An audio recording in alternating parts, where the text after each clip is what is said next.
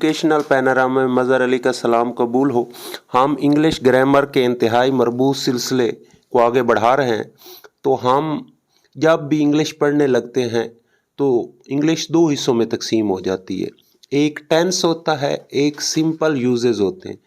जब उर्दू फ़िक्रे के आखिर पर वर्ब आता है तो वो टेंस होता है।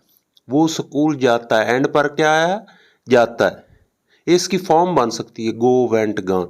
लेकिन एंड पर नाउन या एडजेक्टिव हो, जैसे मैं अमीर हूँ, अमीर एडजेक्टिव है, ये टेंस नहीं, ये यूज होता है। यूज चार है। सबसे पहला बी फैमिली। बी फैमिली क्या है? इज, एम, और माजी में वाज, वर, और फ्यूचर में shall be, will be. Number two, जब कोई चीज़ आपके पास हो या रखते हो तो हैज़, हैव, माजी में हैड, और फ्यूचर में शैल हैव या विल है। इसके अलावा एक इंट्रोडक्टरी सब्जेक्ट है जो शुरू में आता है और वो है इट। वक्त की बात हो, मौसम की बात हो, या फर्ज हो, या किसी का फाइल ना मिल रहा हो तो उसमें हम इट इज़ शुरू में इस्तेमाल करते हैं। इट इज़, इट वाज, या it will be. Number four, जब कोई चीज़ किसी जगह मौजूद हो और उर्दू में या पर आए तो उस वक्त देयर इज, देयर आर, ये भी इंट्रोडक्टरी सब्जेक्ट है, शुरू में लगता है। There is, there are, there was, there were, there will be. तो ये सिंपल यूजेस होते हैं, यानी एंड पर एडजेक्टिव या नाउन होना चाहिए, वर्ब नहीं होना चाहिए। अब हम तरतीब के साथ इनकी मिक्स प्रैक्टिस करते हैं क्योंकि हम सेपरेट पढ़ चुके हैं। पहला फिक्रा है तुम्हारे पास काफ़ी रुपया है। अब लफ्ज़ पास आ गया, मलकियत का एहसास है, तो इसमें हैज़, हैव इस्तेमाल करेंगे, यानी you have a lot of money. You have a lot of money.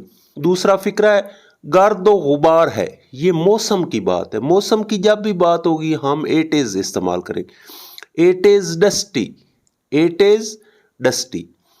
तीसरा फिक्रा है बाग में 40 दरख्त हैं। बाग में मौजूदगी है तो इसमें हम देयर इज, देयर आर इस्तेमाल करेंगे। चूंकि दरख्त ज्यादा है लिहाजा क्या होगा? There are 40 trees in the garden. There are 40 trees in the garden, यानी ये इस्तेमाल हो गया हैज, हैव का। चौथा फिक्रा है मैं मुनाफिक और झूठा नहीं हूं।